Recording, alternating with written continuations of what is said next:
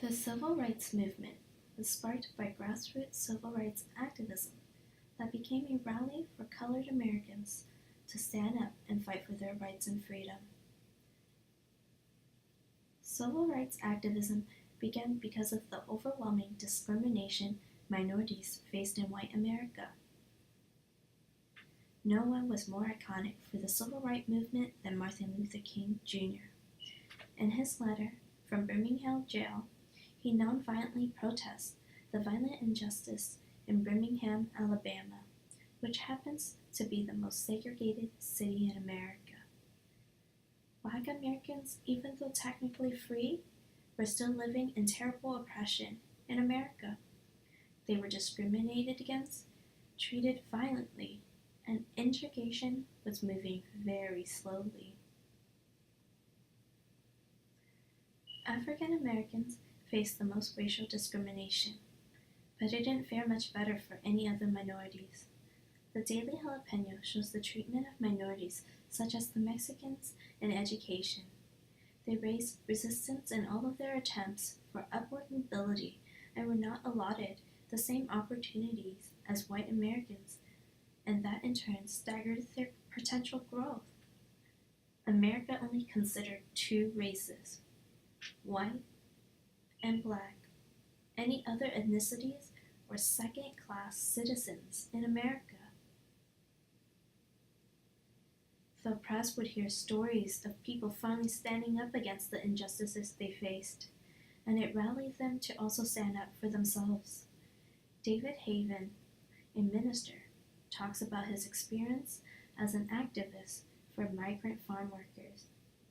He talked about how citizens were not motivated to act at first, but when the right story reached the right ear, it became personal, and that individual was ready to stand up for their rights.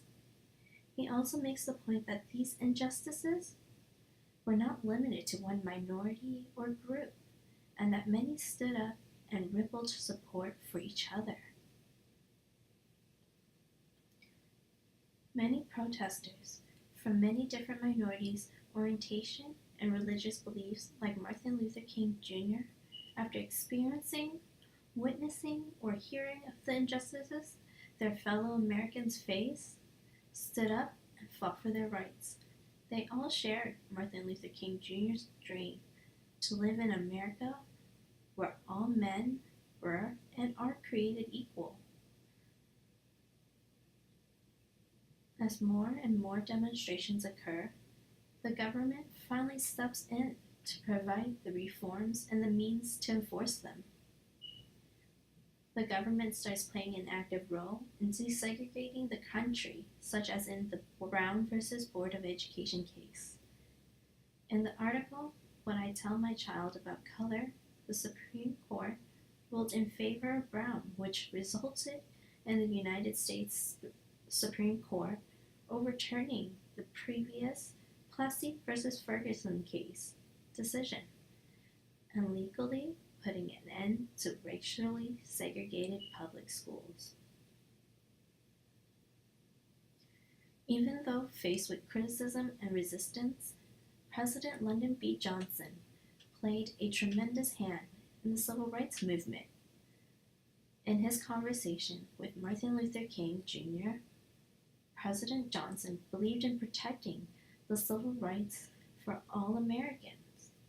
And finally, he was able to pass the long sought after legislations of the Civil Rights Act. President Johnson was a huge proponent of the New Deal, and with that in mind, he created the Great Society to protect and reform civil rights and public welfare. The federal government played a huge role in reforming civil rights in America, but it was done as a response to the ongoing protests and demonstrations.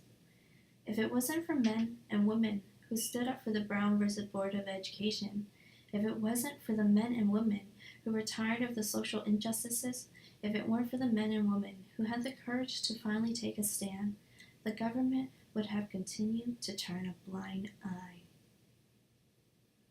Even with the president's help, Martin Luther King Jr. knew to continue in his plight for equality. Without grassroots activists, there would not have been a civil rights movement. A small act, such as refusing to give up a bus seat for a white person, sparked hope in many of the oppressed in America.